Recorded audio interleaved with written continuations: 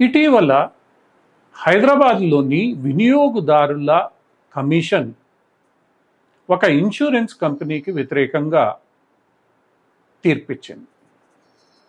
ఆరోగ్య బీమా రంగంలో ఉన్న ఈ ఇన్సూరెన్స్ కంపెనీ తన ఒక కస్టమర్కు బీమా చెల్లింపుల్లో అక్రమాలకు మోసాలకు పాల్పడిందని వినియోగదారుల కమిషన్ తన తీర్పులో స్పష్టంగా పేర్కొంది.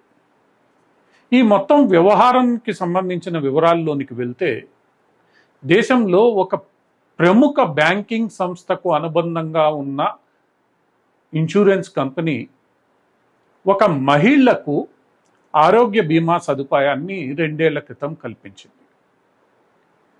2 ఏళ్ల తర్వాత ఆ మహిళ గుండెపోటుతో చనిపోగా ఆ మహిళ పేరిటున్న బీమాను వారి కుటుంబ సభ్యులు క్లెయిమ్ చేసుకున్నారు. అయితే ఇన్సూరెన్స్ కంపెనీ ఈ క్లెయిమ్కు సంబంధించిన మొత్తాలను చెల్లించకుండా తిరస్కరించింది. అందుకు ఇన్సూరెన్స్ కంపెనీ చూపిన కారణం ఏమిటంటే, ఈ మహిళకు పాలసీకి ముందే హృద్రోగానికి సంబంధించి, అంటే గుండె జబ్బుకు సంబంధించి చికిత్స జరిగిందని, స్టంట్ వేయడం కూడా జరిగిందని, ఇవన్నీ తమకు ఇన్సూరెన్స్ పాలసీ చేసే సమయంలో వెల్లడించలేదని, ఇది మోసం కిందకు వస్తుంది కాబట్టి తాము క్లెయిమ్ తిరస్కరిస్తున్నామని పేర్కొంది. దీనికి ఇన్సూరెన్స్ కంపెనీ వారు హైదరాబాద్లోని ఒక వైద్యశాలకు సంబంధించిన మెడికల్ రికార్డులను రుజువుగా చూపించారు. అయితే ఇన్సూరెన్స్ కంపెనీ చేసిన ఈ ఆరోపణలు తిరస్కరిస్తూ సదరు రోగి కుటుంబ సభ్యులు వినియోగదారుల కమిషన్ను ఆశ్రయించారు. దాంతో వినియోగదారుల కమిషను ఈ మొత్తం వ్యవహారానికి సంబంధించిన డాక్యుమెంట్లను, అటు వినియోగదారుడు చేసిన వాదనను, ఇటు ఇన్సూరెన్స్ కంపెనీ వినిపించిన తమ వాదనలను విని, ఎక్కడా కూడా ఇన్సూరెన్స్ కంపెనీ ఈ రోగి ఒక హాస్పిటల్లో చికిత్స తీసుకున్నాడన్న రుజువులు చూపించలేకపోయిందని స్పష్టం చేసింది. ఇందులో మరో కీలక పరిణామం ఏమంటే, ఏ వైద్యుడైతే ఆ రోగికి చికిత్స చేశాడని ఇన్సూరెన్స్ కంపెనీ డాక్యుమెంట్లు సబ్మిట్ చేసిందో, సదరు వైద్యుడే నేరుగా వినియోగదారుల కమిషన్ ముందు హాజరై తన సంతకాన్ని ఫోర్జరీ చేశారని, తానెప్పుడు ఆ రోగికి చికిత్స చేయలేదని, ఇన్సూరెన్స్ కంపెనీ సబ్మిట్ చేసిన రికార్డుల్లో ఉన్న తేదీలలో ఆ హాస్పిటల్లో తాను పనే చేయలేదని స్పష్టం చేశారు. దీంతో వినియోగదారుల కమిషన్ మరింత ఆగ్రహానికి గురై ఇన్సూరెన్స్ కంపెనీ మొత్తం చెల్లించడమే కాకుండా నష్టపరిహారాన్ని కూడా చెల్లించాలని ఆదేశాలు జారీ చేసింది. ఇలా డాక్టర్ చేసిన వాదనను, ఇచ్చిన వాంగ్మూలాన్ని ఇన్సూరెన్స్ కంపెనీ తిరస్కరించడానికి కూడా ముందుకు రాలేదు. వినియోగదారుల కమిషన్ పలు సందర్భాల్లో ఇన్సూరెన్స్ కంపెనీకి ఈ వాదనను, ఈ సాక్ష్యాన్ని తిరస్కరించడానికి అవకాశం ఇచ్చినా ఇన్సూరెన్స్ కంపెనీ స్పందించలేదు. ఈ మొత్తం ఉదంతం చూస్తుంటే, ఇటీవల కాలంలో చిన్న చిన్న కారణాలను చూపుతూ ఇన్సూరెన్స్ కంపెనీలు రోగులకు సంబంధించిన క్లెయిమ్లను తిరస్కరించడం మనం నిరంతరం గమనిస్తూ ఉంటాం. హాస్పిటల్స్లో పనిచేసే ఎవరిని అడిగినా ఇదే అంశాన్ని స్పష్టం చేస్తారు. ఇన్సూరెన్స్ పాలసీలు ఇచ్చేటప్పుడు చేసే హామీలను ఇన్సూరెన్స్ కంపెనీలు తొంగలో తొక్కుతున్నాయని వీరందరి మాటే. ఒక క్యాన్సర్ రోగికి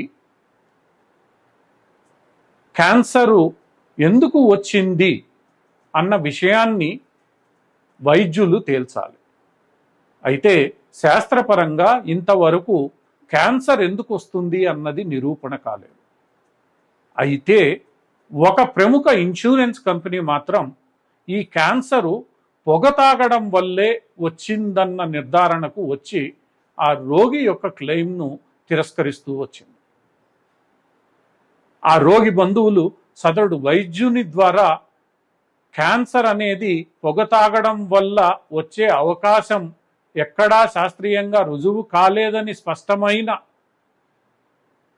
వివరణ కాగితాల మీద పొందిన తర్వాత ఆ కాగితాలను ఆ వైద్యుడు పేర్కొన్న విషయాలని ఇన్సూరెన్స్ కంపెనీకి సబ్మిట్ చేసిన ఇన్సూరెన్స్ కంపెనీ ఎక్కడా నమ్మలేదు. ఆ రోగి గతంలో ఎప్పుడో పొగ తాగుతున్నాడు కాబట్టి క్యాన్సర్ వచ్చింది, ఆ పొగ తాగుతున్న విషయాన్ని మాకు చెప్పలేదు కాబట్టి మేము క్లెయిమ్ ఇవ్వలేదన్న వాదనపై భీష్మించు కూర్చునింది. ఇది కూడా హైదరాబాద్లో జరిగిన సంఘటనే. ఇలా చిన్న చిన్న కారణాలు చూపుతూ ఇన్సూరెన్స్ కంపెనీలు క్లెయిమ్లను నిరాకరించడం, ఇన్సూరెన్స్ కంపెనీలు సదరు రోగికి ఇవ్వాల్సిన బెనిఫిట్స్ అర్హతల ప్రకారం ఇవ్వకపోవడం చాలా సర్వసాధారణమైపోయింది. వీటన్నింటినీ పట్టించుకోవాల్సిన ఇన్సూరెన్స్ రెగ్యులేటరీ అథారిటీకి ఏమాత్రం చలనం ఉండదు. దాని చర్మం మందం. ఎవరు కంప్లైంట్ చేసినా అక్కడ ఎంత అవినీతి ఉందో మనకు తెలియదు, కానీ ఐఆర్డిఏ ఎప్పుడూ ఇన్సూరెన్స్ కంపెనీలకే వత్తాసు పలుకుతుంది. ఐఆర్డిఏ నిజంగా వినియోగదారులకు ఏ రోజు మేలు చేసిందో మనకు తెలియదు. ఆ ఐఆర్డిఏ కూడా హైదరాబాద్ కేంద్రంగానే ఉంది. అంటే హైదరాబాద్ కేంద్రంగా ఉన్న ఐఆర్డిఏ హైదరాబాద్లో నానాటికి ఇలాంటి సంఘటనలు పెరుగుతుంటే ఏం చేస్తోందో ఆ నరేంద్ర మోడీకే తెలియాలి. ఎందుకంటే ఐఆర్డిఏ కేంద్ర ప్రభుత్వ ఆధీనంలో పనిచేస్తుంది.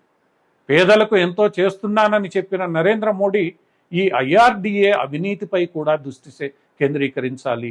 ఈ ఇన్సూరెన్స్ కంపెనీలు ఆడుతున్న ఆటను అడ్డుకోవాలి.